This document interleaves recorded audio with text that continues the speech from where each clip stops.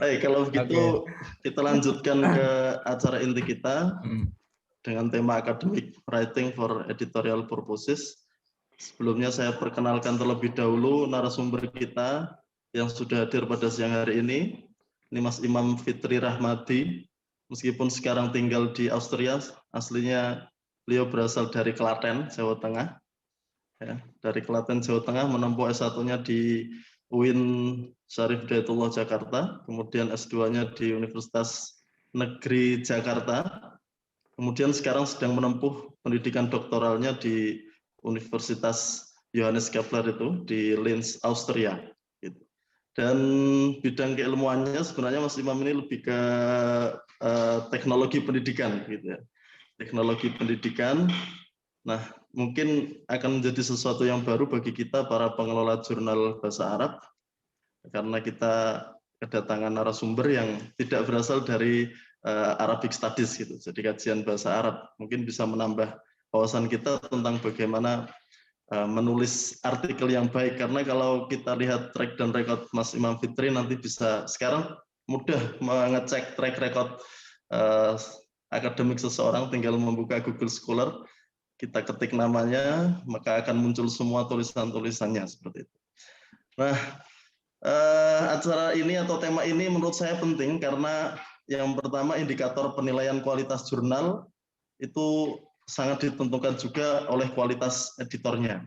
Jadi track record editor harus ada tulisannya baik di Google Scholar maupun di pengindeks internasional seperti Scopus. Dan untuk sampai saat ini pengelola jurnal hampir semuanya dosen gitu. Meskipun sebenarnya sudah ada aturan entah dari Kemendikbud itu ada formasi baru nantinya diperuntukkan khusus untuk pengelola jurnal. Tapi untuk saat ini saya kira hampir semuanya adalah dosen. Nah, kemudian yang ketiga, ini pengelola jurnal itu terkadang memang berperan ganda, Mas Imam. Jadi dua wajhain. Kadang menjadi editor sekaligus reviewer. Reviewer sekaligus editor. Jadi punya dua wajah, gitu, berperan ganda. Istilah Jawanya itu Raden Angabei lah, KB-KB dilakukan. Baik, yang keempat, harapan kita melalui tema ini tentu saja kita lebih semangat untuk menulis artikel. Jadi tidak hanya mengurusi artikel orang lain, tapi juga punya semangat untuk menulis untuk artikel kita sendiri. Saya kira itu pengantar dari saya. Mungkin nanti lebih jauhnya akan disampaikan oleh narasumber kita, Mas Imam Fitri Rahmadi. Baik, waktu sepenuhnya saya berikan kepada Mas Imam Fitri, dan untuk asatid dan ustadzat semua yang ingin bertanya silahkan menyampaikan pertanyaannya di chat ya, forum chat, nanti di akhir akan kami sampaikan kepada narasumber. Baik, tafadhol silahkan pada Mas Imam Fitri Rahmadi, waktu sepenuhnya bersilakan.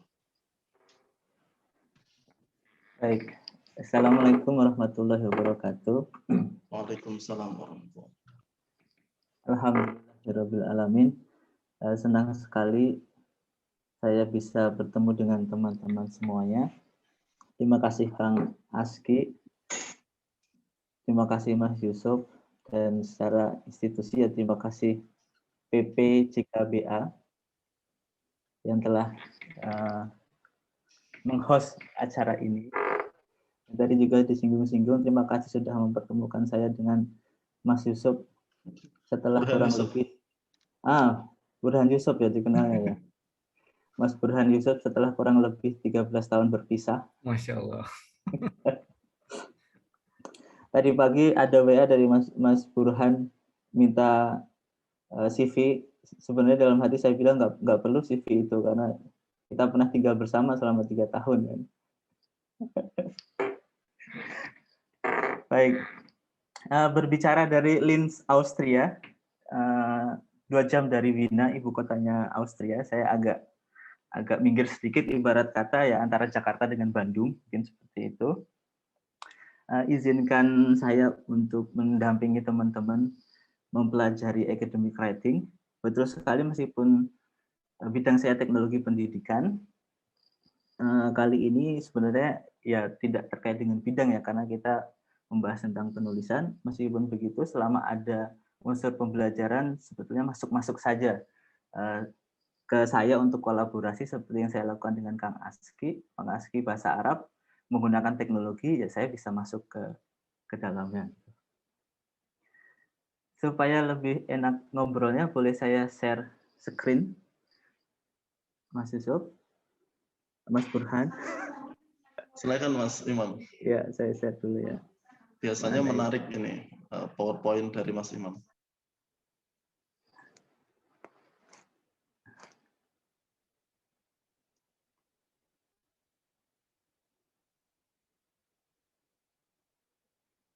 Mohon tunggu sebentar, masih proses. Saya perlu swipe dulu. Nah, apakah sudah muncul layar penuh?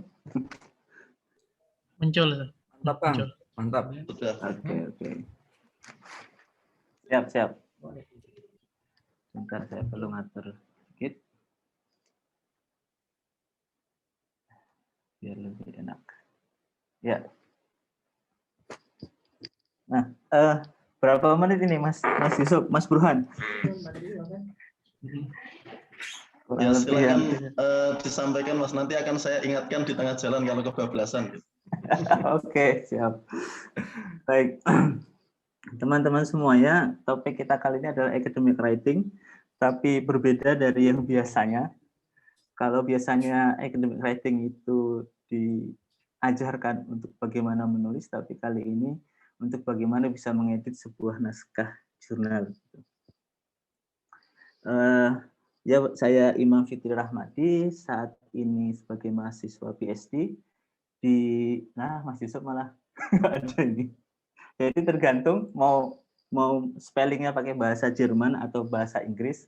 Kalau bahasa Inggris ya, nah ini Mas Yusuf, kalau bahasa Inggris ya Johannes Kepler University sebenarnya, University in Austria.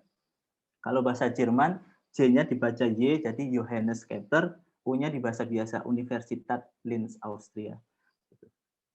Jadi sebetulnya ini nama tokoh yang sudah sangat terkenal kalau teman-teman suka matematika, astronomi dan lain sebagainya, sudah sangat familiar pasti dengan yang namanya Johannes Kepler ini. Nah, logonya ada di sini, ini logo JKU.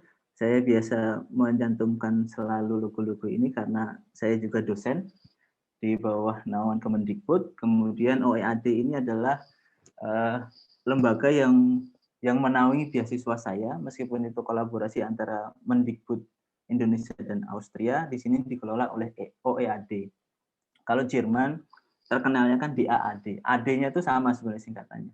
Gitu. Bedanya kalau Jerman ya di AAD, kalau karena ini Austria jadinya OEAD. Nah,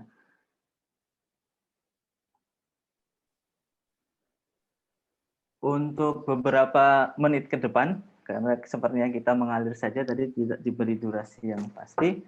Berikut ini struktur presentasi yang ingin saya sampaikan, teman-teman semuanya. Struktur ini mengikuti bagaimana academic writing biasanya diajarkan supaya lebih mudah untuk dipahami, mulai dari yang sederhana ke yang sulit, atau mulai dari yang sederhana ke yang lebih kompleks, dari yang paling pendek ke hal-hal yang lebih panjang. Jadi saya akan menyampaikan yang pertama itu tentang kata, bagaimana menggunakan kata yang baik untuk penulisan akademik. Untuk dalam hal ini berarti bagaimana mengoreksi kata-kata dalam sebuah naskah kita sebagai editor. Kemudian kita mencermati bagaimana penyusunan kalimat yang sesuai dengan teori penulisannya. Jadi meskipun tadi Kang Aski bilang sebelumnya teknis, ini sebenarnya juga selain teoritis juga sangat teknis juga, banyak hal-hal teknis dalam penulisan akademik, karena menulis sendiri itu bagian dari skills, kan bagian dari keterampilan, maka tidak bisa lepas dari hal-hal teknis. Selanjutnya saya akan membahas tentang paragraf, dilanjutkan dengan section. Section ini bagian-bagian tertentu dalam artikel jurnal, karena keterbatasan waktu tidak semua bagian saya jelaskan. Dan yang terakhir akan membahas tentang longer text atau teks yang lebih panjang. Dalam kasus ini teks panjang atau teks lengkapnya adalah artikel jurnal, karena ada juga teks panjangnya berupa katakanlah research report atau tesis, disertasi, skripsi dan lain sebagainya. Nah, untuk informasi Mas Yusuf, mohon izin, saya tidak akan membiarkan teman-teman berlama menunggu untuk bertanya. Sesi tanya jawab akan saya bagi per setiap perpindahan ke sesi. Jadi ketika saya menjelaskan tentang kata-kata, hanya tanya jawab sebelum masuk ke pembahasan tentang sentences. Begitu selanjutnya. Terus yang ingin saya informasikan di awal, mohon maaf, sepertinya materi kali ini akan sangat cocoknya untuk jurnal-jurnal teman-teman di bahasa Arab yang sudah Sinta 2, karena semuanya ini mengarah ke penulisan artikel yang baik dalam format bahasa Inggris.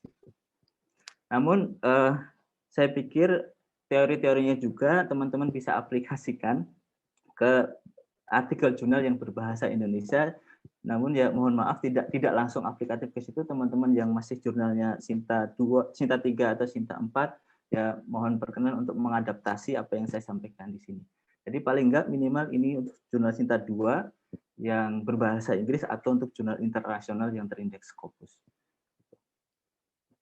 Nah, singkat saja untuk perkenalan, tadi sudah disinggung-singgung. Saat ini saya dosen di Universitas Pamulang dan mahasiswa PhD, tadi sudah jelas. Alhamdulillah sudah punya ID Scopus, meskipun tulisannya yang official terbit baru 1, cuman cukup gimana ya, bukan bangga, cukup puas juga karena pertama kalinya Scopus itu memang benar-benar perjuangan mensubmit ke jurnal, bukan dari sebuah conference. Saya pikir Kang Aski juga ambisinya ke arah sini, nggak level kalau dapat ID Scopus dari conference. Gitu. Di tahun 2021 sudah ada 3 artikel yang mau terbit, 2 diantaranya Scopus dan 1 diantaranya Web of Science masuk. Kemudian pernah juga kolaborasi dengan Kang Aski, mungkin di sini ada editornya di Jurnal Al-Bayan, jurnal jurusan pendidikan bahasa Arab. Terbit Desember 2020 kemarin. Citasinya belum banyak, lagi-lagi ini banyak ngobrol dengan Kang Aski, yang penting organik gitu, nggak dibuat-buat. Selanjutnya, pengalaman sebagai reviewer ada beberapa, dan saya mohon maaf juga tidak banyak pengalaman sebagai editor, makanya saya berharap pada sesi kali ini saya tidak ingin menjadi satu-satunya sumber belajar atau sumber informasi di sini, karena saya menyajikan materi ini pure dari sudut pandang teoritis penulisan akademik. Sementara saya yakin pasti teman-teman sebagai editor sudah banyak pengalaman terkait mengedit naskah. Jadi mohon berkenan juga teman-teman untuk mengkritisi, bahkan silahkan, oh kalau ternyata yang saya sampaikan ini kurang pas atau susah untuk diaplikasikan dalam mengedit. Nah itu sangat saya harapkan teman-teman juga bisa berkontribusi, memberikan pandangan lain dari sisi sebagai editor. Ini jurnal yang saya bangun di Universitas Pamulang, dibantu juga Kang Aski waktu itu, tapi sudah saya lepaskan karena saya studi keluar dan sudah dipegang oleh teman saya berposisi sebagai reviewer. Juga ada jurnal pengabdian masyarakatnya, loyalitas sosial, masih di Universitas Pamulang. Kemudian ada 3, saya mereview jurnal teknologi pendidikan, yang pertama Edcomtech, yang kedua CKTP, dan yang ketiga Ginotep. Yang tiga-tiganya kebetulan ini jurnal di Universitas Negeri Malang. Terus pengalaman sebagai pengalaman terkait dengan academic writing. Halo, kenapa Kang Aski? Apakah jelas suara saya? Jelas. Ya. Oke, siap. Pengalaman dengan academic writing, nah ini latar pada akhirnya Kang Aski minta saya untuk sharing di sini, dan saya juga mau gitu ya, karena pernah mengalami kuliah. Yang pertama, 2 semester yang lalu saya mengambil mata kuliah academic writing English di Johannes Kepler Universität Linz, Austria. Ini mata kuliahnya lebih ke project based learning, jadi di akhir itu diharuskan menulis artikel jurnal, dan alhamdulillah artikel jurnalnya sekarang sudah mau publish di IJONSES, kepanjangan saya lupa, melalui dari project academic writing ini. Nah, ini sebetulnya mengambil mata kuliahnya di jurusan S1 program bisnis dan ekonomi. Nah, di sini sangat biasa dan di Indonesia sekarang sedang digalakkan dengan program Merdeka, kampus Merdeka itu. Nah, sedangkan di sini sudah sangat biasa. Misalkan saya sebetulnya di sini departemennya adalah departemen STEM Education. Tapi dari komposisi ICTS itu kalau di Indonesia SKS lah begitu, ada 12 ICTS yang mata kuliah pilihan. Saya bebas mengambil mau di manapun, bahkan di kampus lain pun boleh. Makanya saya manfaatkan karena saya merasa menulis akademik itu sangat penting terutama bagi dosen. Kita tahu sendiri tuntutannya sangat tinggi, makanya saya mengambil mata kuliah ini. Kemudian baru semester kemarin yang berakhir bulan Januari saya melanjutkan iseng-iseng juga sebetulnya, tapi ya penting juga mengambil mata kuliah Scientific Writing and Presenting. Hampir sama, tapi di sini tugasnya lebih banyak dan latihannya sangat banyak. Ini saya ngambilnya di S1 jurusan kimia malah. Jadi dan sempat kepikiran untuk ngambil satu lagi, tapi kebetulan semester ini tidak muncul mata kuliahnya, hanya tersedia di winter semester. Jadi nanti ada satu lagi yang saya ambil, intinya masih sama tentang academic writing, hanya judulnya saja yang berbeda. Selain itu saya juga ngeblog, silahkan teman-teman bisa mengunjungi blog saya. Bukan sekedar promosi, karena memang di sini saya menulis juga tentang academic writing. Beberapa tulisan yang sudah ada di sini nanti akan saya berikan cuplikannya di slide, sehingga teman-teman bisa merujuk bacaan mana yang harus dibaca lebih lanjut di blog. Nah, sebelum kita mulai dan biar tidak terlalu serius-serius, kita cermati dulu beberapa academic memes atau meme akademik, teman-teman. Ini real tapi ya bisa jadi candaan.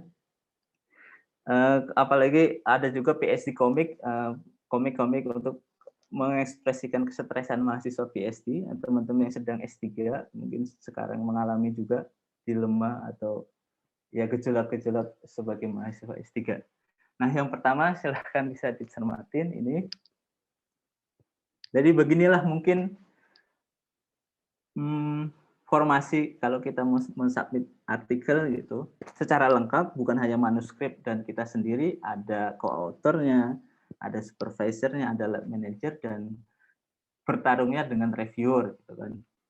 Reviewernya minimal 2. Ini kata Kang Aski, ini action figure-nya Terminator, benar nggak ya? Gitu. Nah, selanjutnya beginilah teman-teman kalau menulis literatur review atau systematic literature review yang asal-asalan, mensitasi dari berbagai macam binatang kemudian jadi binatang yang baru. Gitu. Dan entah apa itu binatangnya dan dipertanyakan oleh reviewer yang kedua. Selanjutnya publikasi itu memang nyata seperti ini. Kasihan sekali author pertama sebagai mahasiswa PhD saya mengalami. Meskipun second author-nya itu supervisor saya yang sudah sangat akrab, bahkan editornya itu pernah diundang untuk ngisi kuliah di kampus, ya prosesnya harus sesuai dengan prosedur gitu, nggak ada spesialnya gitu ya. Sebagaimana itu diajak salaman aja, tetap yang disalami cuma supervisor ya, untuk menggambarkan sebetulnya ya meskipun sudah erat dengan editor, ya kita sebagai first author, sebagai mahasiswa harus tetap berjuang. Nah, begini teman-teman, kalau mengecek naskah di OJS setiap hari, kayak ngamatin roti yang sedang dipanggang gitu. Tapi sangat menyedihkannya ternyata di balik ini beginilah kelakuan para editor yang menyaksikan kita mengecek naskah setiap hari.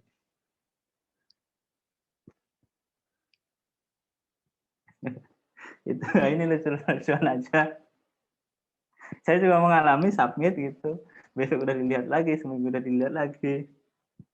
Ya mungkin itu benar juga ya, jadi ketawaan teman-teman lah juga pengelola jurnal itu. mengalami karena mengelola jurnal jadi mengalami mensubmit, mengalami juga sebagai editor. Nah, baik itu sekilas saja biar nggak terlalu serius. Kita mulai masuk perkenalan dengan academic writing dulu, baru membahas tentang kata-kata. Nah, bukan hal yang baru mungkin bagi teman-teman yang sudah sering browsing-browsing di internet dan lain sebagainya.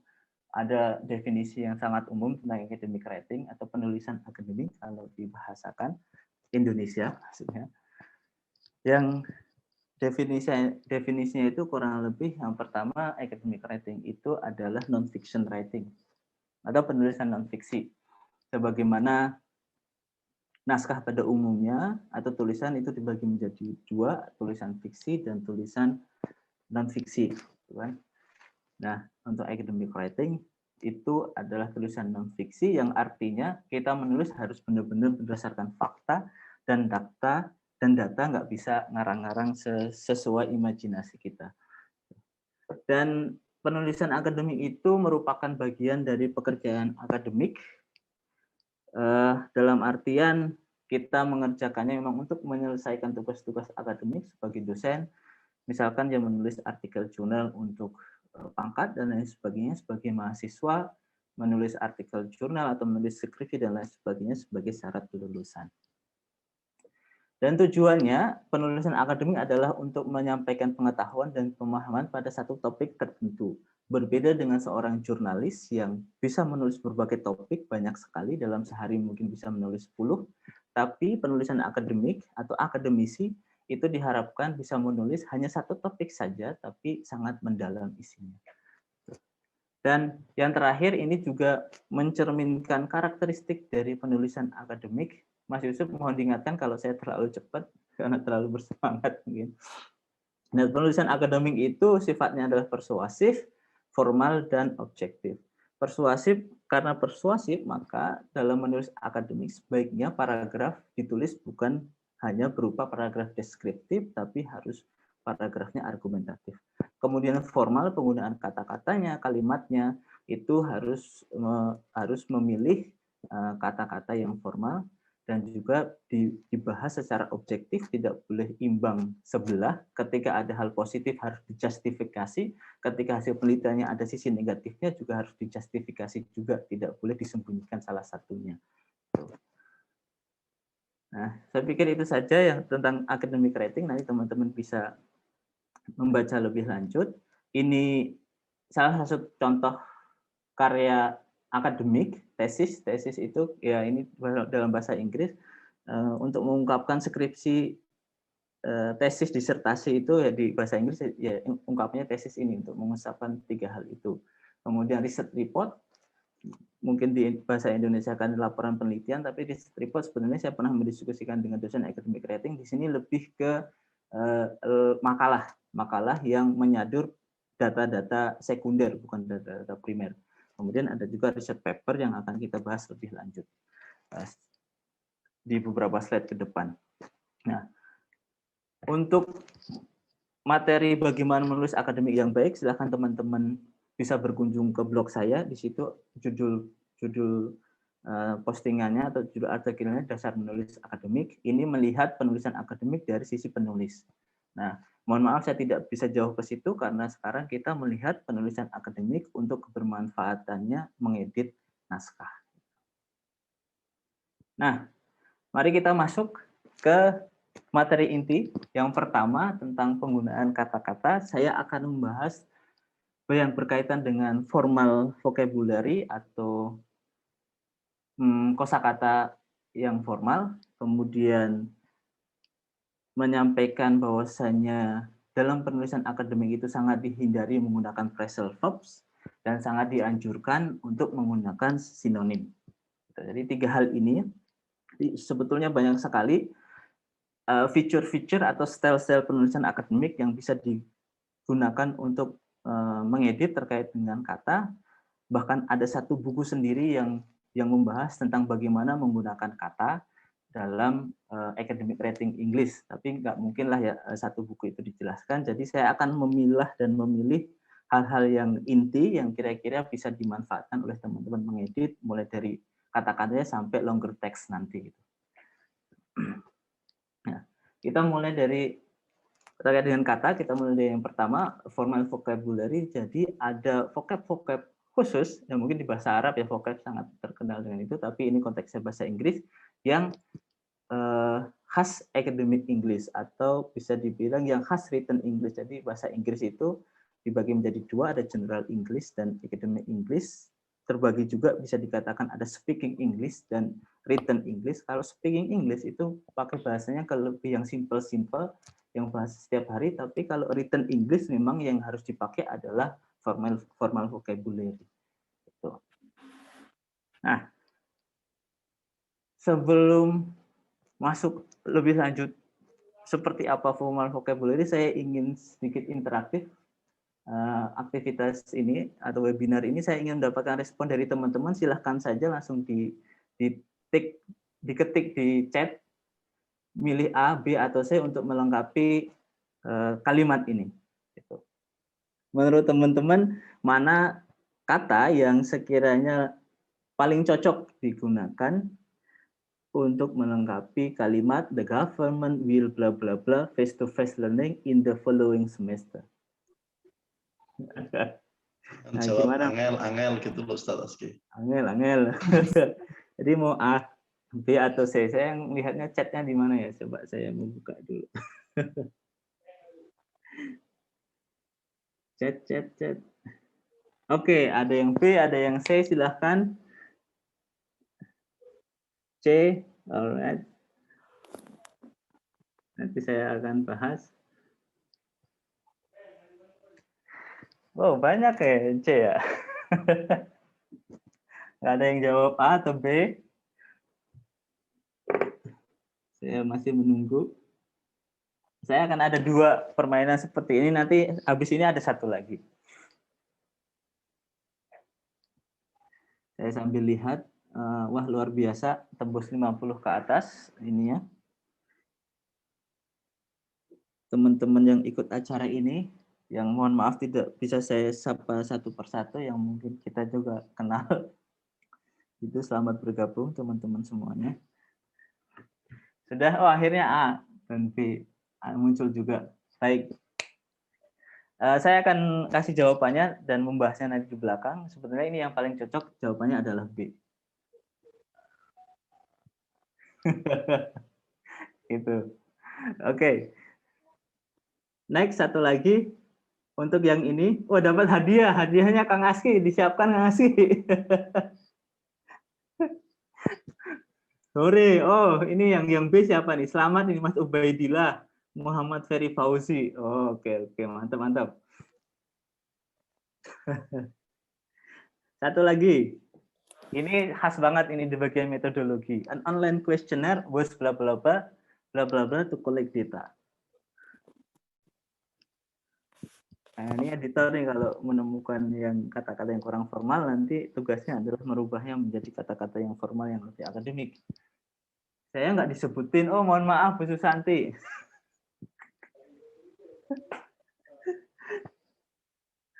Oh iya, maaf. Oke. Silahkan bisa diketik lagi, mau A, B, atau C. Oh iya, Bu Susanti malah yang pertama loh. Langsung jawabnya B, bener. Keren. Nanti boleh Bu, ini komentar lah gimana bagusnya. Ubaidillah C. Oke. Saya sambil ngeteh ya.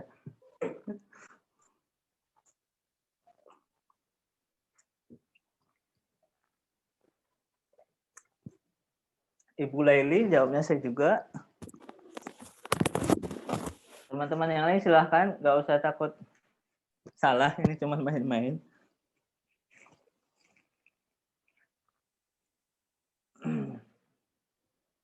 Dan PD aja gitu. Mas Hamdan A. Ada lagi yang mau jawab?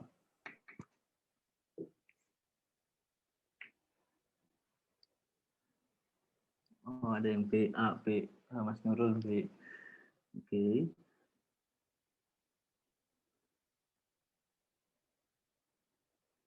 A. Oke. kabar baiknya ini jawaban benernya, jawaban bukan yang betul ya, jawaban mungkin yang sekiranya tepat bukan hanya satu kok, santai aja. Kalau yang tadi kan cuma satu yang benar, ini bisa diisi dengan 2 jawaban benar. Oke, jawabannya yang sebaiknya digunakan kalau kita mau menulis atau Anda mengedit adalah jawaban A dan C. Alasan sederhananya sekarang saya sampaikan kenapa, karena use itu sudah sering digunakan dan itu sangat speaking English sekali. Sedangkan utilize dan employed itu kan maknanya sama juga, memanfaatkan dan menerapkan, dan itu lebih cocok untuk academic English daripada pakai use. Nah, teman-teman, mari kita lanjutkan.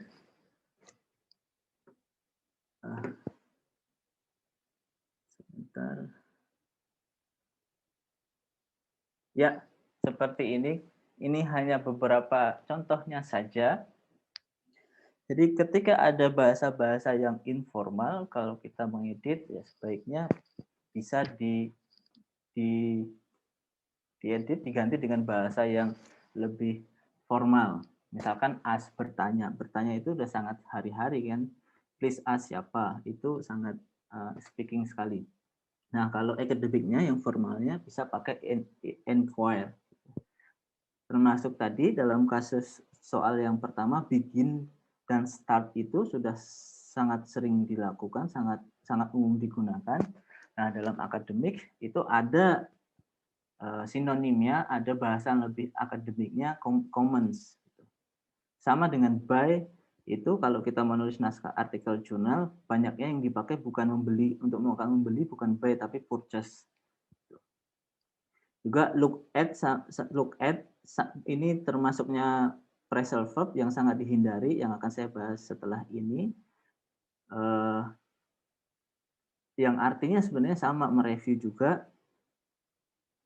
Kalau mau lebih formal, jangan dipakai look at-nya, tapi kita pakai review. Pick up, kenapa nggak pakai collect? Kemudian yang terakhir, use, ini saya sering menemukan, saya mereview beberapa artikel jurnal berbahasa Inggris, banyak sekali pakai use, banyak sekali berulang-ulang dalam naskah.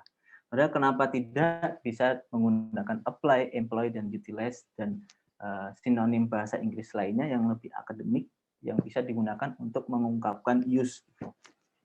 Itu. Nah, itu teman-teman. Saya ingin mengatakan sebetulnya bagus tidaknya sebuah naskah itu bisa dijustifikasi secara general gitu dengan melihat vocab yang digunakan. Ini maksud saya naskah bahasa Inggris ya. Vocab yang digunakan apakah cukup akademik atau tidak. Bisa sesimpel itu sebetulnya bisa dijustifikasi. Kalau artikelnya itu banyak menggunakan bahasa-bahasa sehari-hari, ya bisa dibilang artikelnya kurang akademik. Nah, selanjutnya, no phrasal verb. Jadi no-nya saya besarkan biar menjadi pengingat kita bersama bahwa tidak, kita sangat menghindari menggunakan phrasal verb dalam menulis artikel jurnal bahasa Inggris. Phrasal verb itu adalah verb yang ditambahkan dengan elemen lain kemudian membentuk makna yang baru. Nah, teman-teman sebagai editor ketika menemukan hal itu, harap untuk bisa diedit. Contohnya, beberapa contohnya adalah seperti yang berikut ini. Alasannya sangat sederhana. Jadi penulisan akademik itu sangat memperhatikan conciseness. Jadi semakin singkat, padat, dan jelas itu bagus. Makanya kenapa kalau untuk mengungkapkan sesuatu ketika bisa dituliskan dengan satu kata, kenapa harus memilih 2 kata? Contohnya tadi look for. Look for itu ya artinya mencari. Nah, kenapa tidak ini 2 kata? Kenapa tidak digunakan yang 1 kata saja dan itu lebih akademik? Search misalkan. Be made up of 4 kata. Sedangkan ada kata yang lebih akademik yang lebih singkat, consist of. Carry out, conduct. Put forward, present, set out, describe. Gitu. Nah, ini hal-hal kecil tapi sangat identikal sekali ketika menulis akademik, harus benar-benar dihindari gitu. Harus sebaiknya dihindari dan kita pilih kata sinonimnya yang lebih singkat dan terasa lebih akademik. Dan terakhir, terkait dengan kata-kata, sebaiknya kita mulai memainkan sinonim supaya artikel itu, terutama paragrafnya terbaca lebih luas, lebih enak untuk dibaca.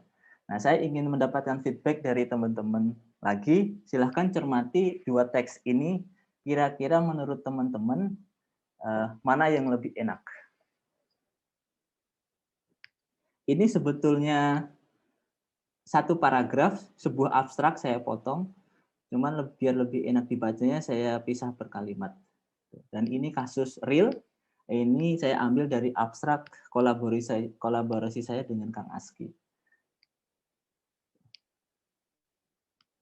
Nah, silahkan bisa direspon di chat teks yang pertama atau teks yang kedua yang menurut teman-teman lebih enak atau lebih baik lah gitu.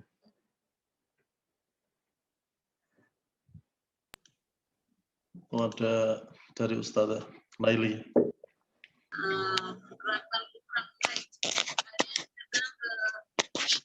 Kenapa Mas Yusuf, Mas Burhan? Ada pertanyaan itu dari Ustazah Laili, Mas Imam. Oke, ya nanti habis ini kita jawab.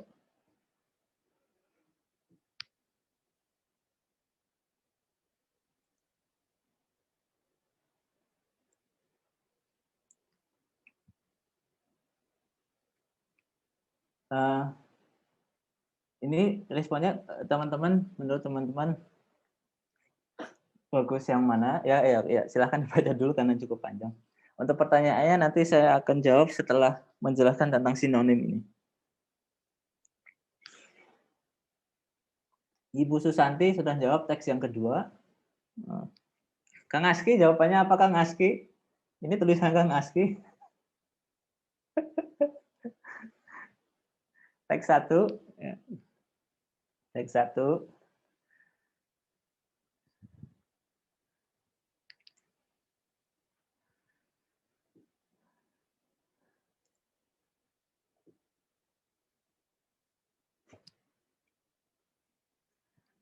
Ada lagi?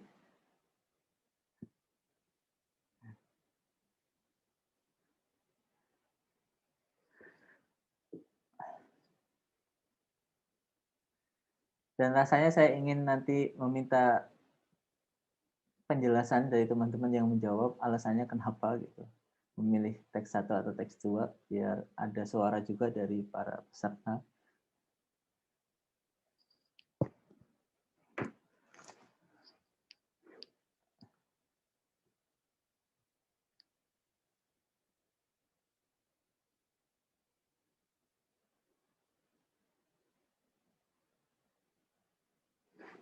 Ada lagi Mas Hamdan, teks 1.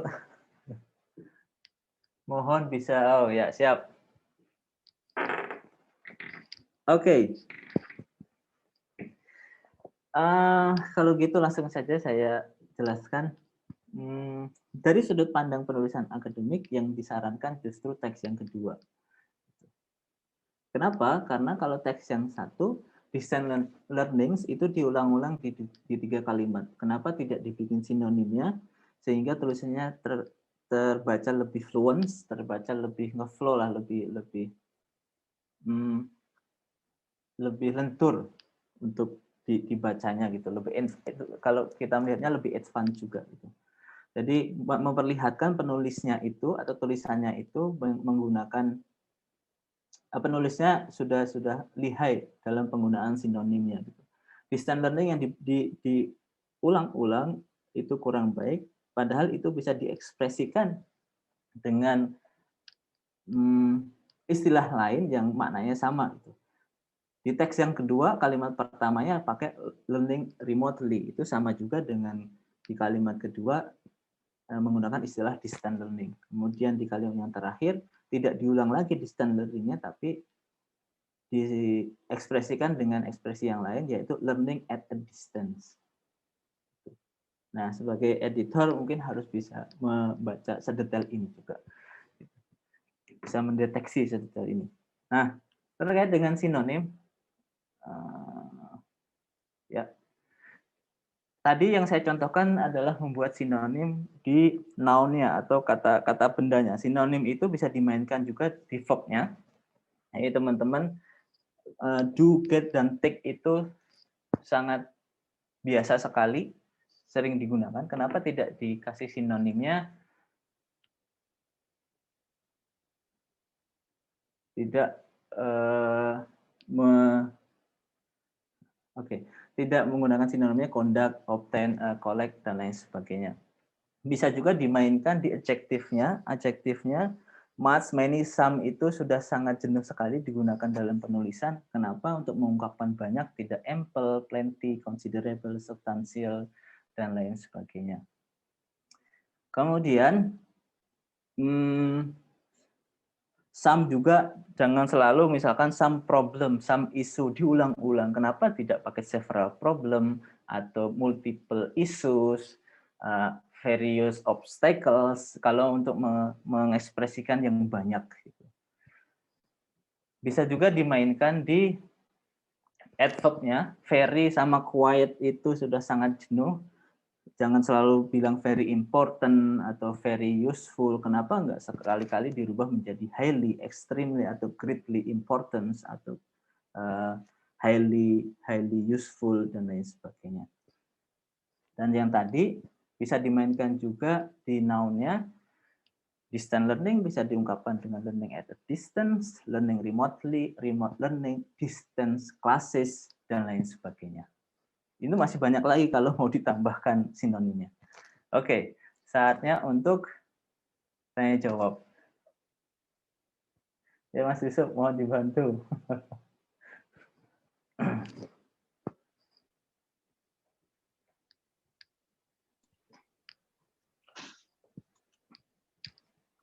Tadi ada pertanyaan itu, dari mana? Ustazah Laili ya, kalau nggak salah. Apa ada tips untuk memahami sinonim tersebut selain dengan bantuan Grammarly? Tipsnya, ini tips yang saya dapat dari dosen penulis akademik juga yang mata kuliah Academic Writing English. Jadi teman-teman ketika masuk ke satu topik tertentu, silahkan banyak membaca artikel jurnal yang bahasa Inggris tentunya, tapi membacanya bukan hanya reading for content, tapi silahkan reading for language. Itu juga yang disarankan ketika saya memulai PhD dan masuk ke topik game-based learning. Di situ temukan istilah-istilah yang banyak dipakai dalam bidang untuk menulis game-based learning itu. Nanti di situ orang-orang kelihatan tuh bagaimana memainkan, ini bahkan lebih spesifik lagi dalam satu bidang, istilah yang penting itu apa, kemudian sinonimnya apa saja nanti akan ditemukan. Jadi silahkan bukan hanya reading for content, tapi juga reading for language. Terus bisa juga, misalkan mau pengen nyari sinonimnya distant learning, silahkan diketik di Google Scholar, langsung aja distant learning, silahkan dibaca di situ abstrak-abstraknya, bukan abstrak ya. Di halaman Google Scholar itu selain judul, di bawahnya kan ada satu paragraf itu. Nah, di situ nanti kelihatan bagaimana orang mengekspresikan distant learning dalam istilah yang berbeda. Bisa juga silahkan buka dictionary.com, tapi bukan yang dictionary, tapi yang treasure atau sinonimnya. Di situ nanti menemukan, misalkan membuka important gitu. Di situ nanti banyak sinonimnya, dan semakin di atas yang ada bar oranye itu semakin sering dipakai dan lebih akademik. Gitu. Ada lagi tuh Mas Imam yang kedua, ya sudah terjawab ya Ustazah Laili. Yang kedua itu tadi, the study investigates, mengapa tidak menggunakan past tense? Kemudian menggunakan kata lain atau sinonim, apakah tidak beresiko menjadi tidak common gitu? Untuk yang kenapa tidak past tense, kalau di abstrak itu memang biasanya yang dipakai adalah present. Kecuali kalau kita nanti menuliskannya di metode dan setelahnya itu kita pakai past tense. Gitu. Tapi saran beberapa saya baca untuk abstrak itu biar lebih to the point dan terlihat lebih dinamis, alasannya begitu. Jadi tidak dipastenkan tapi dipresentkan. Baru ketika nanti di metode, karena itu kita sudah melakukannya, kita menjelaskan metode dan penelitiannya sudah dilakukan, kita baru pakai past tense-nya. Sampai nanti misalkan di diskusi atau di conclusion-nya kita memberikan background information, itu kita pakai bentuk past tense-nya. Gitu. Langsung aja Mas Yusuf ya, ini saya jawab-jawab ya. Ya, silakan. Oke, ketika menggunakan kata sinonim, apakah tidak berisiko menjadi tidak common? Tidak. Nah, ini memang kita juga harus hati-hati ya. Kita nggak bisa juga terlalu jauh mencari sinonimnya. Jadi sinonim dicari yang paling dekat supaya tetap common. Dan bahkan kalau tidak menggunakan sinonim itu terkesan juga, ya tadi sudah saya sebutkan, terkesan juga monoton. Dan di bahasa Inggris itu yang saya rasa sangat berbeda dengan bahasa Indonesia. Kosakatanya sangat kaya, satu kata itu bisa disinonimkan dengan beberapa kata gitu, banyak istilahnya, sehingga kalau tidak disinonimkan justru terlihat kaku. Nah, syaratnya tadi selama sinonimnya tidak terlalu jauh ya, jadi harus hati-hati juga untuk mencari sinonimnya. Terus, apakah ada tataran kedalaman pembahasaan tertentu untuk meningkatkan probabilitas penerimaan artikel?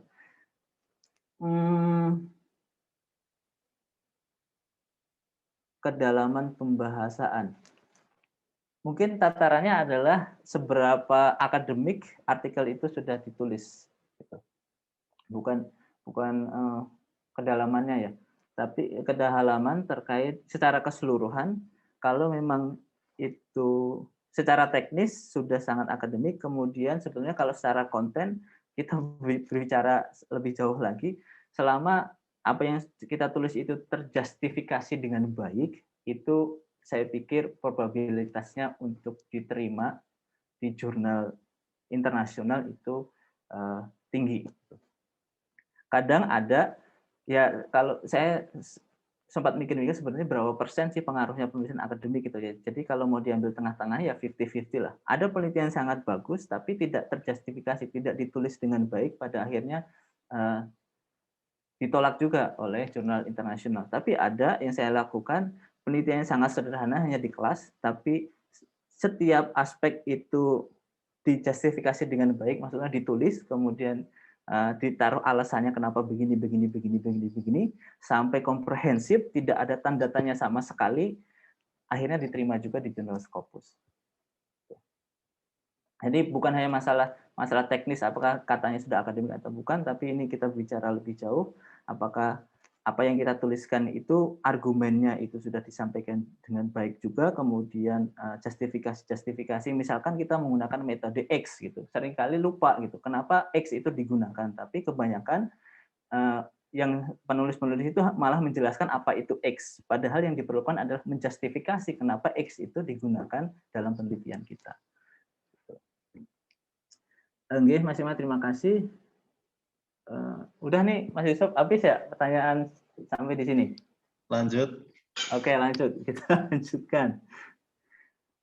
Next, terkait dengan sentences atau kalimat.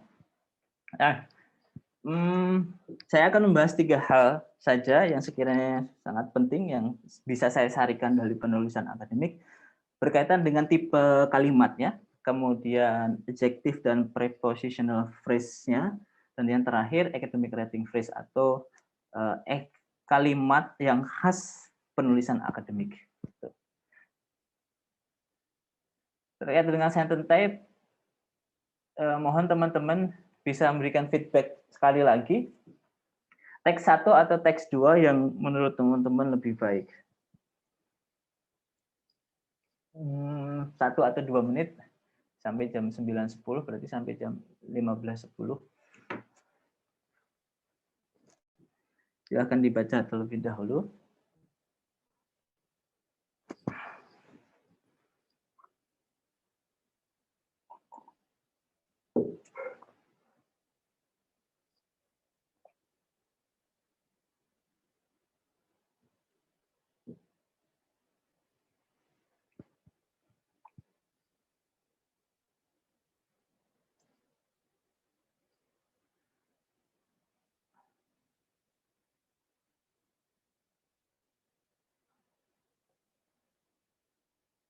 Satu, oke, dari Mas Hamdan. Tadi Mas Hamdan. Satu. Kayaknya pada setuju yang satu ya. Baik teman-teman, biar sedikit ya nggak cepat, nggak pengen cepat-cepat juga sih maksudnya ya, biar efektif. Benar, terima kasih Mas Hamdan, Mbak Leli, Pak Ahmad Royani, dan Bu Susanti. Memang teks satu yang lebih bagus. Kenapa? Karena di teks satu itu bentuk kalimatnya bukan hanya simple sentence, tapi sudah memainkan variasi kalimat ini malah langsung ke kalimat campuran. Gitu. Sedangkan di teks 2 isinya sama, cuman teks yang kedua dituliskannya semuanya simple sentence, kalimat-kalimat sederhana yang mohon maaf ini bisa dikatakan kayak anak SD yang menulis gitu. Jadi tidak bervariasi kalimat yang digunakan. Nah, nanti teman-teman kalau mendapatkan artikel dengan banyak kalimat seperti itu mungkin bisa disarankan ke penulisnya untuk menggunakan variasi kalimat yang terdiri dari 4. Yang pertama, simple sentence, yaitu hanya terdiri dari subjek, verb, dan objek. Contohnya itu, university students should read the latest scholarly article. Saya belum edit yang ini. The latest scholarly articles. Jadi hanya subjek, verb, dan objek. Naik yang lebih tinggi lagi, ada compound sentence yang terdiri dari 2 simple sentence yang digabungkan dengan coordinate conjunction. Simple sentence itu ya ada independent clause, kemudian coordinate conjunction, independent clause. Coordinate conjunction-nya itu ada singkatannya fun boys, bisa for, and, but, or, atau so. Jadi contohnya di sini university student bla bla bla ditambah for, kemudian familiarizing themselves with current research findings. Naik satu lagi, ada complex sentence. Kalau complex sentence ini harus ada independent clause dan ada dependent clause-nya yang dihubungkan dengan subordinate conjunction. Bisa when, because, since, while, dan lain sebagainya. Jadi, university student, bla bla bla, when starting to read a thesis. Nah, kalau kompleks dan compound sentence bertemu jadinya kalimat campuran, disebutnya bentuknya seperti itu.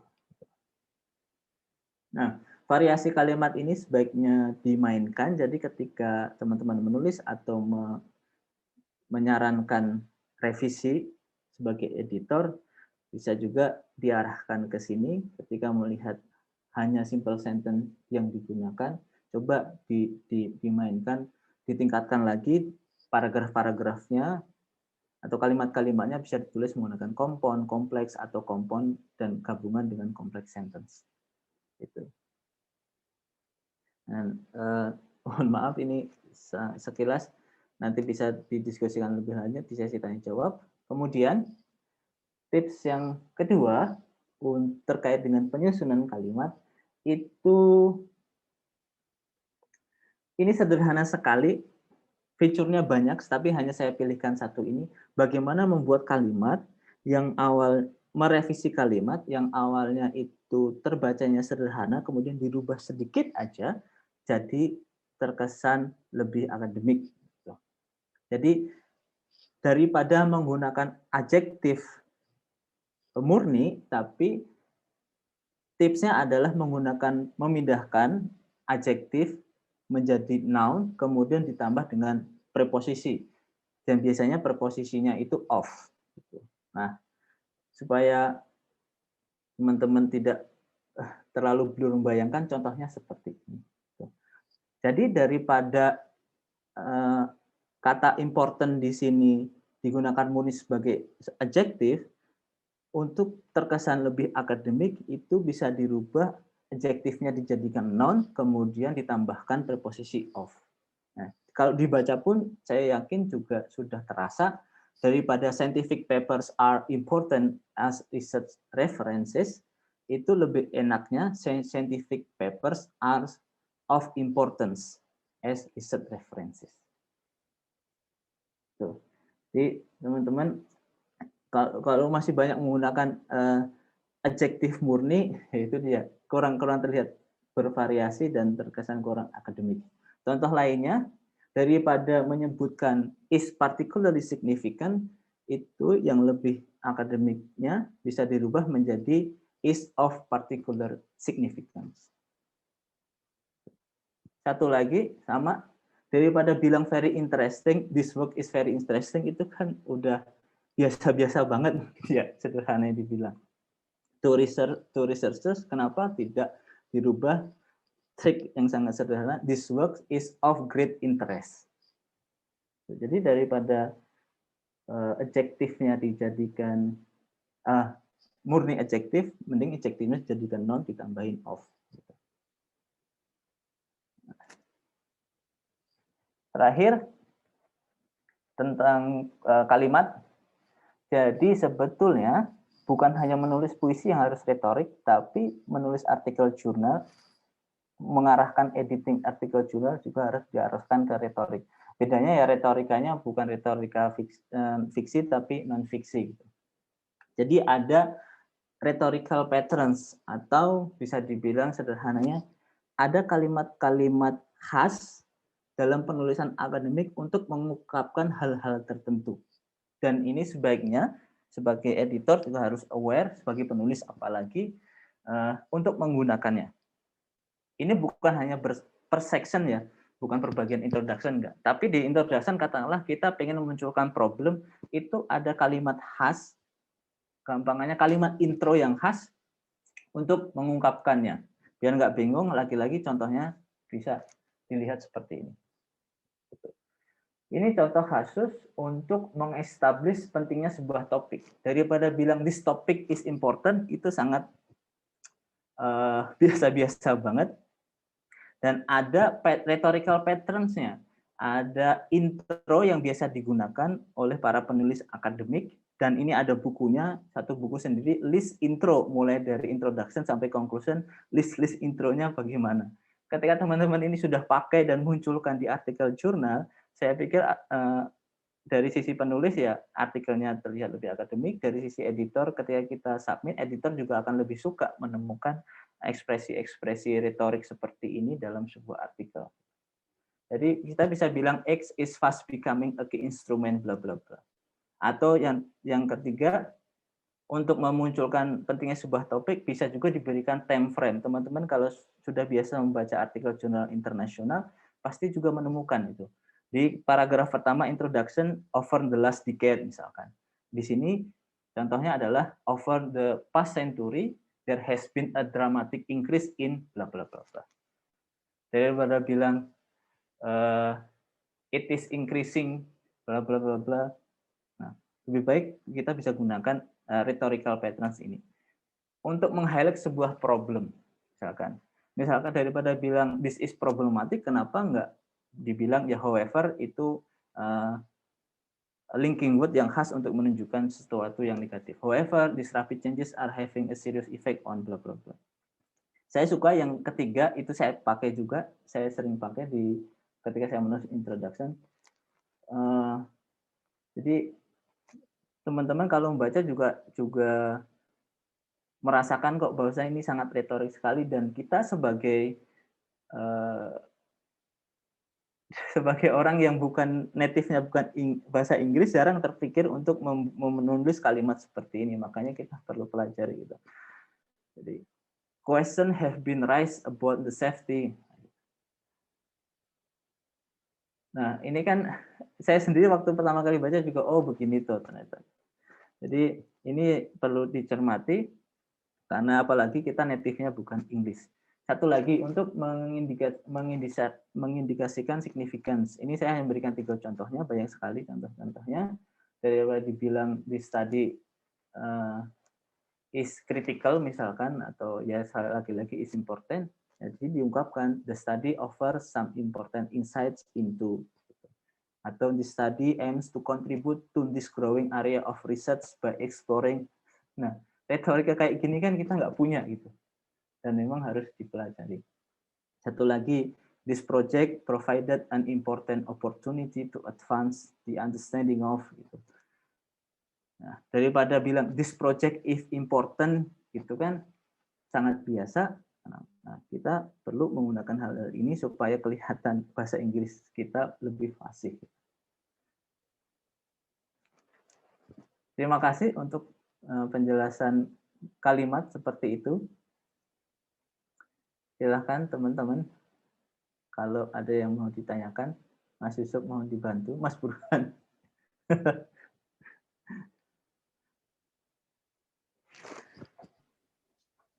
Saya sambil minum teh.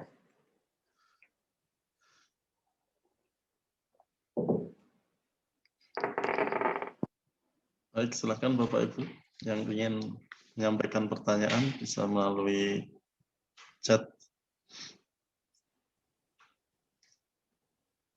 Insyaallah nanti maksimal sampai jam 4. Kata Pak Ketua begitu.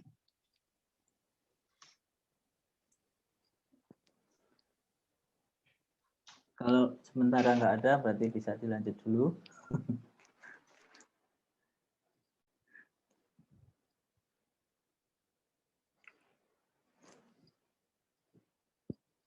Apakah ini bukan model to the point? Mohon maaf, maksudnya bagaimana Mas Hamdan? Saya kurang bisa memahami pertanyaannya.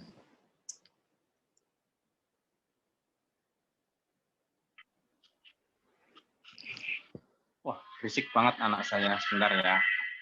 Siap. Itu poin itu maksudnya apa? Bisa langsung tepat gitu, jadi tidak terlalu banyak ekspresi gitu, maksud saya. Oh, baik.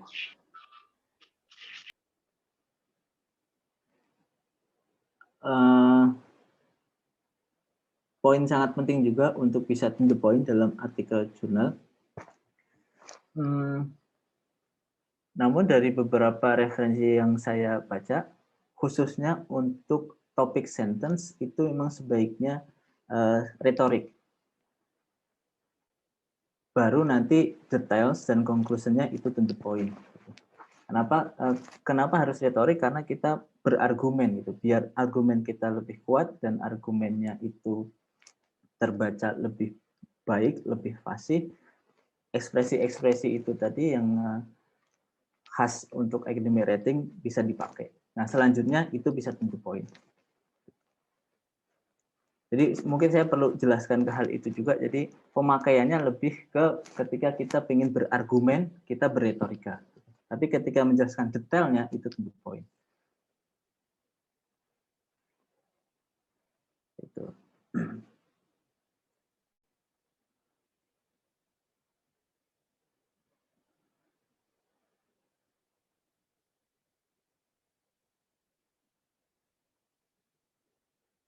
Ya.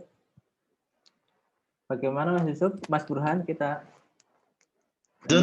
lanjut Mas Imam. Lanjut. Oke, masih ada 3 bagian lagi nih. Tapi bagian yang belakangan nggak terlalu banyak kok. Oke. Tentang paragraf, saya hanya akan menjelaskan tentang paragraf structure, kemudian memberikan case study, sebuah case study. Nah, teman-teman, kalau paragraf ketika dulu kita di SD, gitu, bahasa Indonesia dalam pelajaran bahasa Indonesia dijelaskan paragraf adalah susunan kalimat yang terdiri dari kalimat topik dan beberapa kalimat penjelas, atau yang terdiri dari kalimat induk kalimat, dan anak kalimat. Dalam academic writing, paragraf itu lebih dilihat sebagai sebuah esai mini yang bermula dan berakhir pada satu topik tertentu.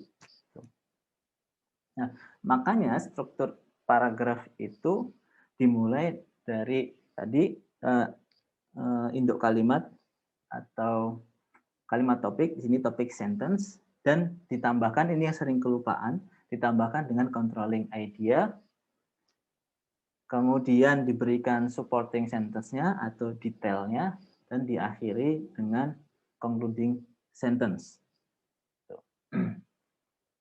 Contohnya seperti apa? Tadi kita sudah bahas teksnya. ini topic sentence-nya. Scientific papers are of importance as research references. Topiknya adalah scientific paper yang penting, controlling idea-nya. Pentingnya untuk apa? Untuk research reference. Kadang beberapa penulis atau saya menemukan artikel jurnal itu paragrafnya sudah berusaha ditulis sesuai dengan struktur ini, tapi topik sentence-nya ada yang terlalu lebar, terlalu umum, ada juga terlalu spesifik, itu juga nggak bagus. Kalau terlalu umum tidak jelas mau kemananya, kalau terlalu spesifik nanti susah mengembangkan supporting sentence-nya. Makanya controlling idea-nya bisa dibikin yang medium lah. Gitu. Baru ditambahkan supporting sentence, diakhiri dengan concluding sentence-nya. Gitu. Nah, kasus yang sering terjadi adalah banyak sekali artikel itu ditulis hanya paragrafnya isinya supporting sentence semua. Isinya semua supporting sentence. Contohnya seperti ini. Ini kasus real. Ada seorang dosen yang minta kolaborasi dengan saya. Kemudian ketika saya menerima naskahnya, paragrafnya kebanyakan seperti ini. Nah, ini kan kita kembali ke meme yang kedua tadi, memotong-motong bagian binatang, tapi kita tidak memodifikasi, paling enggak memberikan pengantar dan penutupnya. Bisa teman-teman baca sendiri, ini isinya adalah semua sitasi. Kalau mau disederhanakan, dikatakan gitu kayak seperti hanya menempel puzzle, tapi kita tidak merangkainya dengan baik. Nah, untuk memperbaikinya mudah sekali, tinggal dikasih aja topik sentence-nya dan controlling idea-nya, kemudian ditutup atasnya, ditutup juga bawahnya dengan concluding sentence. Nah, hasilnya seperti apa ketika ini sudah saya edit? Mengikuti struktur paragraf yang baik, bisa terlihat seperti ini. Jadi silakan teman-teman bisa baca dan bandingkan.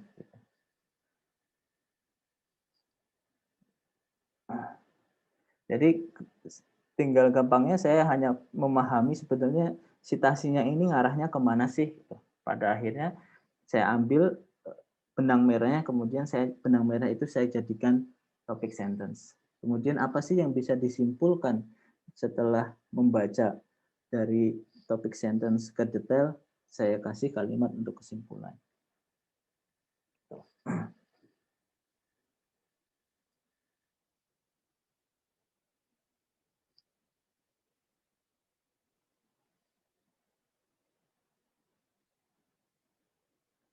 Ya, sesederhana itu terkait dengan paragraf, teman-teman. Jadi memang paragraf sekali lagi strukturnya ada pembuka, ada inti, ada penutup. Pembukanya topik sentence dengan controlling idea, kemudian detail dan concluding sentence. Ya, Mas Yusuf. Saya jawab lagi. Silakan, Bapak Ibu. Sudah sampai di Al-Faqrah ya, paragraf. Al-Baqarah. Al-Faqrah. Ada yang ditanyakan?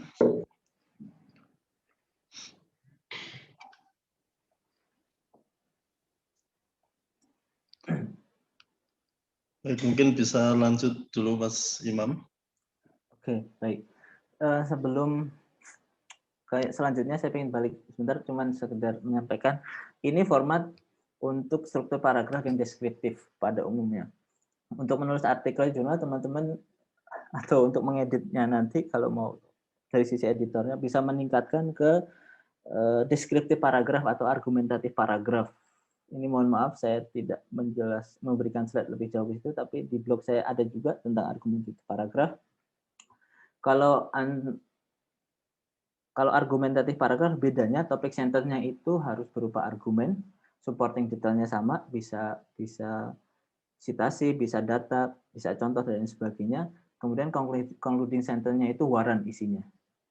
Ya waran sebetulnya kesimpulan juga. Bisa dituliskan alamat blog Mas Imam. Oke, nanti akan kelihatan tulisannya. Baik, Bu Laili. Selanjutnya terkait dengan sections. Sebagaimana section dalam artikel jurnal biasanya disingkat IMRAD dan CR, Introduction, Method, IMRAD, Results and Discussion, Conclusion and References. Nah, saya akan fokus ketiga saja, ke Introduction, Results, dan Discussion, mengingat keterbatasan waktunya. Terkait dengan Introduction, teman-teman, biasanya yang sering saya temukan, banyak penulis itu menulis introduction, memberikan background, baru problemnya. Ya mungkin pemaknaannya karena latar belakang masalah gitu, jadi latar belakang dulu sampai ngalor ngidul gitu kan, menurut undang-undang, menurut siapa dan sebagainya, baru di ujungnya itu problemnya, masalahnya. Maka menurut berdasarkan latar belakang tersebut ini bermasalahnya begini. Nah, mohon maaf, tapi ini juga berkaitan dengan budaya. Apalagi kami gitu, saya orang Jawa yang banyak basa-basinya gitu. Sedangkan kalau di dunia barat kita tuh lebih to the point gitu. Yang penting dulu yang diajukan, baru latar belakangnya mengikuti gitu. Makanya sebagai editor dan sebagai reviewer yang biasa saya sarankan ketika menemukan introduction yang ditulis dengan format seperti ini, tinggal saya rubah saja, saya naikkan problemnya jadi yang pertama.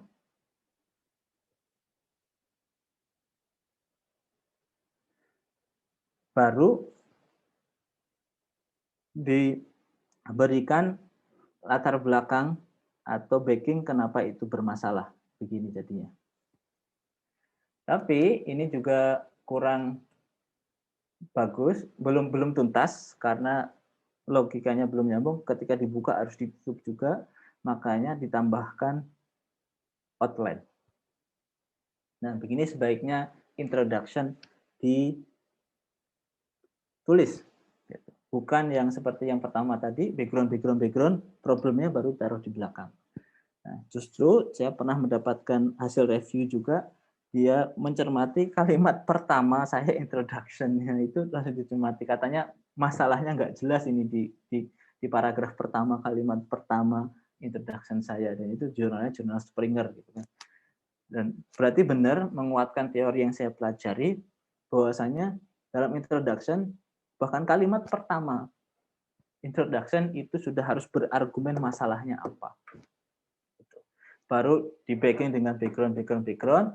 Nah, supaya jumping ke metodenya dan section selanjutnya dalam artikel jurnal itu mulus, disarankan ada outline di paragraf terakhir introduction. Outline-nya gampangannya setelah ini akan membahas metode, kemudian dilanjutkan menyajikan hasil, mendiskusikan dan kesimpulan. Itu gampangnya, tapi tentunya kalau saya menulis, Kang Aski juga ngalamin, tidak seletterlek itu, kita sedikit retorik untuk mengungkapkannya. Tapi intinya memberikan outline apa yang akan disajikan setelah bagian introduction. Nah, teman-teman, ini bukan argumen saya sendiri, dan saya bukan ngarang-ngarang, tapi ada model untuk menulis introduction yang ditulis oleh Swalls. Ini buku babon sekali untuk academic writing. Referensinya nanti ada di akhir slide saya, judul bukunya Genre Analysis. Jadi dia menganalisis genre, menganalisis gaya-gaya menulis artikel jurnal dari artikel-artikel yang sudah sukses publis di jurnal ternama.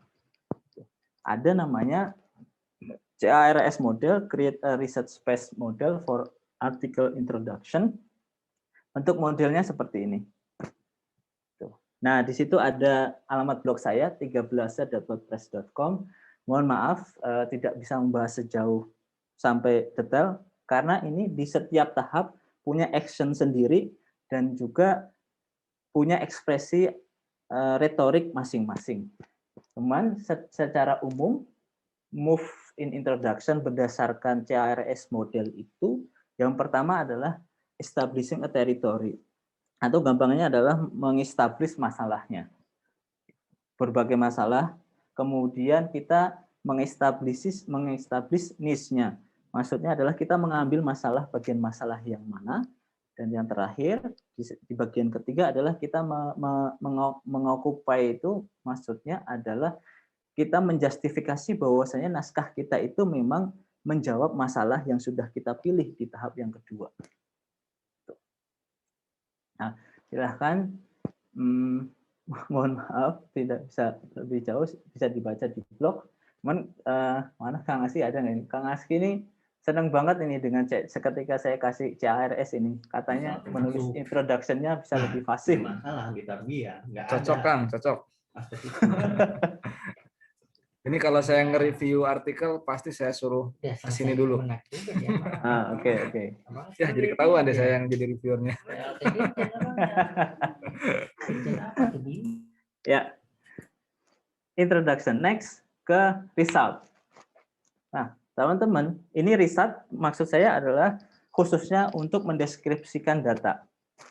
Jadi data itu kan ada macam-macam ya. Katakanlah kita ambil ada table.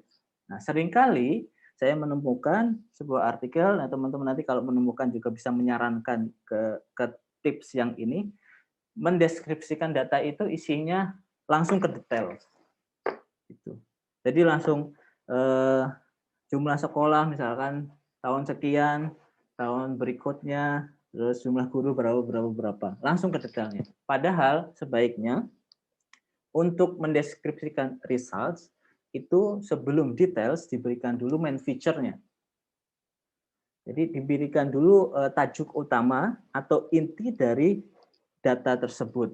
Nah, main feature itu misalkan itu data sebuah tren, jadi dilihat trennya itu naik atau turun.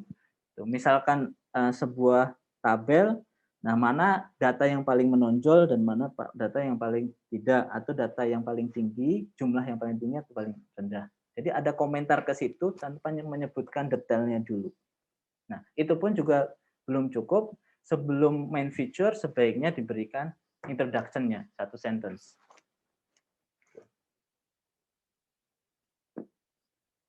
Oke, nah jadi ini bagaimana mendeskripsikan sebuah data yang baik, mulai dari introduction, main feature, details. Bukan hanya langsung ke detailnya. Contohnya ini yang paling relevan dengan kondisi saat ini. Ini sebuah bagan, sebuah alur, ini sebuah data juga untuk bisa dideskripsikan. Kalau mungkin kita belum mengetahui tips ini, strategi ini, deskripsinya pasti langsung ke detailnya. Langkah yang pertama adalah apa ini? Basahi seluruh tangan dengan air. Kemudian langkah kedua, langkah ketiga, langkah keempat, langkah kelima. Tapi yang bagus sebaiknya sebelum menjelaskan detailnya langkah per langkah, meskipun nggak begitu juga, yang bagus adalah ketika kita mendeskripsikan proses, jangan seperti anak SD juga, proses pertama, kedua, ketiga, tapi bagaimana bisa dijelaskan secara mengalir kelima-limanya dalam bahasa yang tidak terlalu kaku. Gitu. Kita berikan main feature-nya, kemudian sebaiknya ditambah juga introduction-nya. Contohnya seperti ini, warna font-nya sudah saya sesuaikan dengan komponennya. Gitu. Jadi introduction-nya dijelaskan, ini gambar apa. Baru main feature-nya. Nah, kalau proses itu bisa dijelaskan proses awal dan proses yang terakhir. Dan ada berapa step, katakanlah gitu. Jadi secara keseluruhan terhadap 5 langkah dalam mencuci tangan. Dimulai dari mana sampai mana. Baru selanjutnya langkah pertama, dan itu pun di sini nggak ada saya bilang langkah kedua, enggak. Saya bikin mengalir, baru di akhir kalimat saya beri sign point lagi, saya berikan petunjuk bahwasannya langkah terakhir keringkan tangan dengan handuk atau tisu. Itu teman-teman.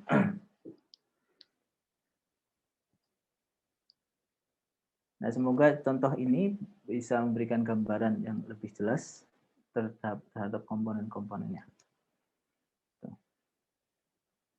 Ya, selanjutnya ya, untuk result saya juga sudah menulis, ada tulisannya judulnya visualisasi dan deskripsi data nggak boleh asal-asalan, agak lebih sedikit di blog. Tapi gambar di postingan itu, gambar pertama ini data visualization. Di situ saya menjelaskan ada 6 bentuk visualisasi data dan bagaimana mendeskripsinya disertai dengan contohnya. Jadi saya memberikan di situ table. Nah, kalau mau bahas lebih detail, setiap bentuk visualisasi itu ada tips trik khususnya gitu. Table itu bagaimana, bar chart itu bagaimana, pie chart itu bagaimana. Kalau teman-teman pernah kursus atau juga tes IELTS di writing task 1 itu berkaitan dengan ini, dan tips-tipsnya saya ambilkan dari situ. Itu diagram itu bagaimana, seperti yang tadi ciri khas diagram atau proses itu main feature-nya harus menunjukkan berapa kali prosesnya dan proses pertama dan terakhir. Gitu. Misalkan bar, karena itu naik turun barnya, jadi main feature-nya adalah mana yang bar paling tinggi dan mana bar yang paling rendah. Gitu. Kalau line graph, karena itu proses, main feature-nya adalah tadi trennya bagaimana, flat, naik, turun, fluktuatif atau seperti apa. Gitu. Jadi nggak sembarangan gitu, biar enak dibacanya, biar pesannya tersampaikan. Nah, terakhir terkait dengan diskusi berkaitan dengan sections, sama banyak mendiskusikan teman-teman atau artikel saya temukan diskusi itu langsung begini aja diskusi. Padahal sebaiknya mengikuti alur pada umumnya, ada introduction-nya juga, baru discussion, conclusion. Conclusion di sini bukan konklusi artikel, tapi konklusi dari diskusinya. Dan ini juga tidak saya karang-karang sendiri, ada modelnya dari Swalls lagi, cuman mohon maaf belum jadi tulisannya, masih pusing saya bagaimana menuliskan dengan enak biar mudah dipahami, tapi slide-nya sudah jadi, itu di 13.wordpress.com. Di 13 ya. Nah, maksudnya introduction-nya di mana? Ketika kita pengen mulai membahas diskusi, berikan dulu background information-nya untuk mengingatkan apa yang sudah dilakukan di atasnya, terutama tujuannya apa, metodenya apa. Itu yang dimaksud background information. Tentu mengekspresikannya bukan hanya copy paste, tapi harus diparafrase biar tidak terkesan ada pengulangan. Gitu. Jadi jangan cuma dicopot, oh tujuannya ini, the study, investigate, bla. Ditaruh di background information. Enggak. Nah itulah makanya pentingnya kelihayan untuk melakukan sinonim. Jadi berikan background information, baru selanjutnya diakhiri dengan ditutup. Deduction-nya, kemudian limitation, sama rekomendasinya. Meskipun di beberapa selingkung jurnal, limitation ini menjadi section sendiri, itu ada di subbab sendiri. Nah itu tergantung selingkungnya. Nah, isinya apa diskusi itu bisa berupa ini, di sini bisa statement of results, bisa komentar ini yang sering terlupakan, resultnya itu expected atau unexpected. Nah ini yang sudah sering digunakan, reference to previous research, explanation memberikan penjelasan, dan exemplification itu memberikan contoh. Nah, yang ini berputar ini bukan berarti tanpa makna untuk menunjukkan bahwasanya diskusi itu cyclical. Kalau teman-teman punya subbab, untuk mendiskusikan subbab pertama, ya dimulai dari introduction sampai conclusion. Nanti masuk ke subbab kedua, mulai lagi cycle-nya. Subbab ketiga ada lagi cycle-nya. Gitu. Jadi per subbab diskusi itu pada akhirnya membentuk satu siklus-siklus sendiri, sehingga ketika dibaca, oh ada background information, bla bla bla, ada kesimpulan lagi, ada background-nya lagi, kesimpulan lagi, background lagi, kesimpulan lagi. Gitu teman-teman. Terima kasih. Terkait dengan section ini sangat menarik dan ada teorinya semua. Ya. Silakan Bapak Ibu jika ada pertanyaan. Ini ada pertanyaan dari Ustazah Nuril nih. Kalau yang lain minta alamat blognya Mas Imam, sepertinya sudah di-share Ustadz Aski. Kalau dari Ustazah Nuril mencermati tentang studi kasus. Nah, untuk model metodologi untuk penelitian ini katanya sering mati gaya karena teknik pengumpulan data selalu pakai observasi, kemudian wawancara dan dokumentasi. Jadi mungkin dalam metodologi kemudian menyampaikan hasilnya seringkali mati gaya. Gimana ini komentar Mas Imam? Ini ke arah mana ya Mas Burhan? Menuliskannya atau menelitinya? Sepertinya menuliskannya teknik pengumpulan data, observasi, wawancara, dan dokumentasi. Nah ini seringkali mungkin hanya berupa poin-poin kemudian hanya teoritis seperti itu. Oke, jadi kalau ini saya udah nangkap kayaknya. Ini arahnya ke bagaimana memvisualisasikan datanya. Nah, visualisasi datanya bisa dimunculkan codingnya dan juga statementnya. Misalkan wawancara, kita mewawancari 3 guru. Nah, kita buat tabel, jawaban gurunya apa itu dari guru yang mana gitu. Tidak dimunculkan, tapi ini bukan memunculkan kalimat dia murni, tapi kita sudah nangkap maksudnya apa, kemudian ditaruh di situ dalam satu tabel. Jadi tetap meskipun kualitatif, kita juga bisa visualisasi data.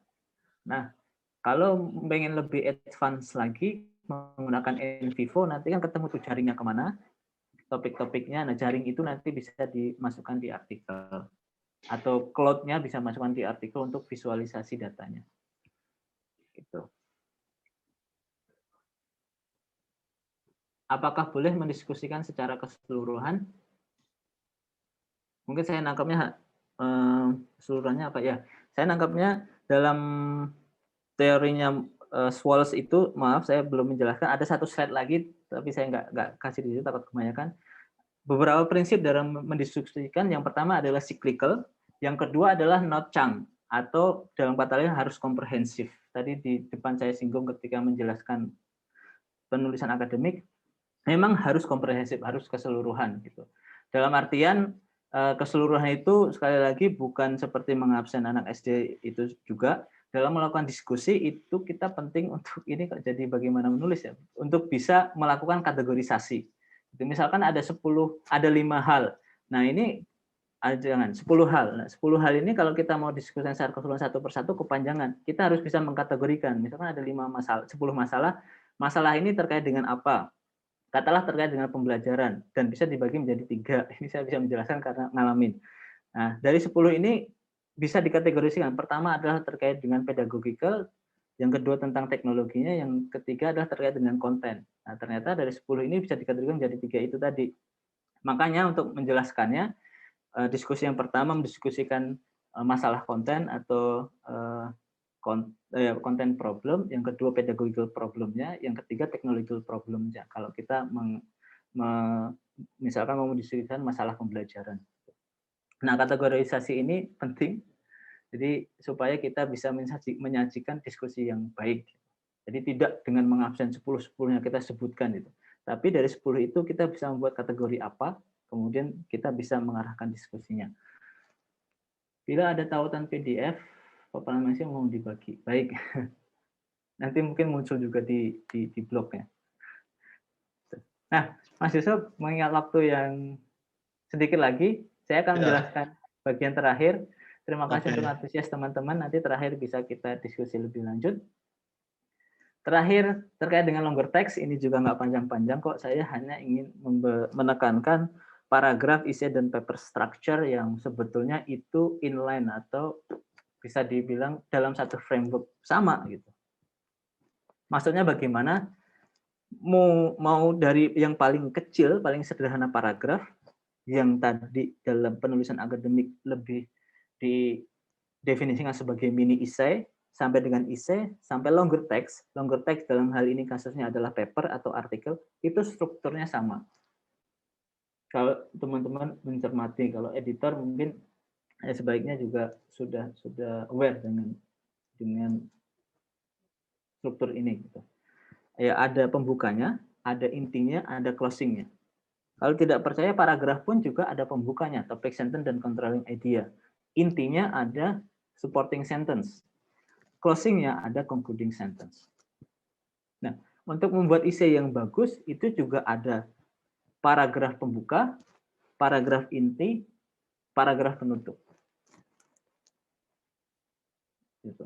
Jadi essay juga nggak langsung ke paragraf intinya, harus ada pembukanya, atau kalau di IELTS itu ada tesisnya, paragraf tesisnya, kemudian paragraf intinya, badinya, kemudian concluding paragrafnya. Nah, 3 ini ketika disusun, jadi dari paragraf kan tadi kita ambil ke sini jadi paragraf pembuka, kita ambil naik paragraf pembuka, kita ambil turun ada paragraf inti, ada paragraf penutup, dan penulisan paragrafnya ya harus sesuai dengan struktur menulis paragraf. Ini kita jadi sebuah essay utuh. Nah, dalam paper pun bisa dipandang seperti itu, yang isinya adalah essay tentang introduction, essay tentang method, essay tentang result, essay tentang discussion, essay tentang conclusion. Tuh. Nah, ini yang saya maksud, sebetulnya framework-nya sama. Dalam menulis discussion, dari awal, dalam menulis introduction, sebagai penulis atau ketika kita menyalakan mengedit, bayangkan kita itu sebenarnya pengen membuat sebuah essay juga. Yang isinya adalah ada pembukanya, ada badinya, ada conclusion. Ketika menulis metode, result, apalagi discussion-nya, tadi sudah jelas strukturnya juga harus ada introduction-nya, baru discussion, conclusion-nya. Begitu juga menulis conclusion, itu juga meskipun satu paragraf pun kan sama saja, pasti ada paragraf pembukanya, ada kalimat pembukanya, kalimat inti, dan kalimat penutup. Nah, semoga dengan melihat struktur ini teman-teman bisa melihat gambaran secara umum, big picture-nya sebetulnya apa sih yang ada dalam artikel jurnal gitu. Jadi artikel jurnal adalah kumpulan dari esai adalah kumpulan dari paragraf adalah kumpulan dari topic sentence, supporting sentence, dan concluding sentence. Dalam bahasa yang lain, ketika kita bisa menulis paragraf yang baik, nanti kita bisa menulis essay yang baik. Ketika kita bisa menulis essay yang baik, saya yakin menulis artikel jurnal pun bisa juga baik. Terima kasih, Mas Yusuf. Ini referensinya. Sekiranya sepertinya cukup valid karena saya ngambilnya dari Routledge, Springer, sama Cambridge. Ini kontak saya, bisa email buat blognya. Kalau mau mampir juga silahkan ke kantor atau Begelstrasse 4040 Linz, Austria. Kenapa kantor? Ya PSD di sini diberlakukan seperti orang bekerja gitu. Dikasih kantor, dikasih tempat duduk, bisa ngeprint, bisa ngopi gratis. Itu enak ya. Mantap. Terima kasih. Ini bukan berarti biar narsis, enggak, biar ini aja, bikin enggak hoax aja, karena ini menunjukkan benar-benar saya ada di sini gitu. No foto hoax ya. Keren, mantap, Kang Imam. Baik, luar biasa apa yang sudah disampaikan oleh Mas Imam tentang academic writing, yang sepertinya ada hal-hal kecil yang justru tidak kita sadari gitu.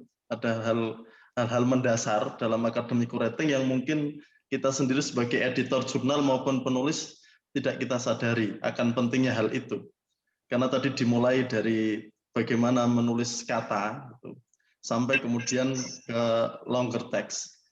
Karena kita sering lebih mementingkan ke isi ya, ke isi daripada ke bahasa atau tulisan kita.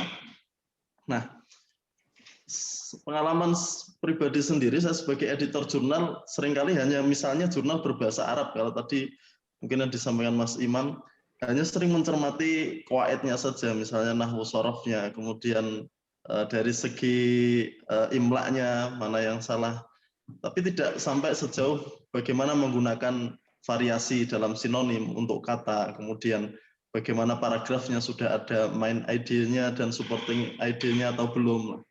Saya kira sangat bagus sekali tadi yang disampaikan oleh Mas Imam Fitri dan menambah banyak wawasan bagi kita para pengelola jurnal maupun para penulis artikel bahasa Arab. Dan harapannya nanti akan muncul tulisan yang bagus secara isi maupun secara tulisan, nanti bisa baik dalam bahasa Inggris maupun dalam bahasa apapun, utama dalam bahasa Inggris, sehingga bisa ke Scopus, dan barangkali nanti ada yang mengajak Mas Imam untuk kolaborasi, gitu ya.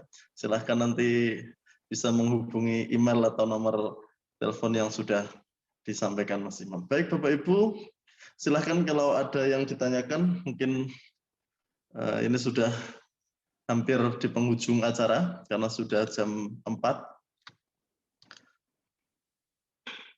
Terakhir mungkin dari Pak Ketua, ada yang disampaikan? Ya, terima kasih banyak nih Kang Imam dan Kang Burhan ini sudah memberi pencerahan kepada kita semua. Tentunya tidak cukup hanya kita mendengarkan apa yang tadi sudah disampaikan oleh Kang Imam juga Kang Burhan, tetapi harus ada realisasinya ya untuk tindak lanjut ke depannya. Saya merasakan betul apa yang disampaikan Kang Imam ini betul-betul aplikatif sekali. Saya waktu tahun yang lalu itu ya kita kolaborasi dengan Kang Imam, betul-betul itu beberapa bulan kita nulis, kita didampingi, dan alhamdulillah kita sudah submit walaupun ya kita masih menunggu hasilnya ya Kang Imam ya. Dan mudah-mudahan juga nanti ke depan tadi kita lihat dari absen yang kita share banyak yang minta tindak lanjut kegiatan selanjutnya nih Kang Imam. Mungkin dalam bentuk kegiatan pendampingan dan lain sebagainya. Dan mudah-mudahan nanti PPJKBA bisa mewadahi hal tersebut, dan nanti kita bisa perbanyak kolaborasi tulisan dari teman-teman semuanya. Dan tentunya CARS model yang tadi disampaikan Kang Imam sangat penting sekali untuk autor, editor maupun reviewer. Makanya mudah-mudahan nanti ke depan kita bisa tindak lanjuti kegiatan-kegiatan semacam ini. Mungkin itu Kang Burhan yang bisa disampaikan. Baik, sudah jika tidak ada ditanyakan, mungkin acara akan kita akhiri. Sekali lagi kami sampaikan terima kasih Mas Imam Fitri atas waktunya, atas kesempatannya untuk berbagi bersama kita semua di siang hari ini atau sore hari ini waktu Indonesia Barat, dan di siang hari waktu Austria ya. Baik, silakan Bapak Ibu yang ingin mungkin lebih jauh nanti membaca tentang academic writing bisa dibuka di blogspotnya Mas Imam, juga bisa chat via Japri pribadi ataupun di Facebook dan lain sebagainya. Silakan bisa mengikuti Mas Imam. Jadi selama ini saya tidak pernah bertemu Mas Imam selama belasan tahun tadi. Bisa bertemu di forum ini, alhamdulillah. Terima kasih juga Mas Aski yang sudah mempertemukan kami.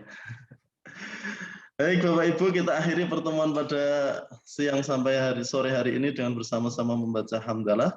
Alhamdulillahirabbil alamin. Semoga segera ada follow up dari PPJKBA dan akan membawa banyak sekali manfaat untuk kita semuanya. Amin. Baik, saya selaku moderator pembawa acara pada hari ini, kalau ada kesalahan kekurangan mohon maaf yang sebesar-besarnya. Ma'akumut taufiq wan najah. Mata Allah ayyamakum bisihha wal afiyah. Syukran ala husni ihtimamikum wastima'ikum. Ma'akumut taufiq wan najah. Wassalamualaikum warahmatullahi wabarakatuh. Waalaikumsalam. Waalaikumsalam warahmatullahi wabarakatuh. Waalaikumsalam warahmatullahi wabarakatuh.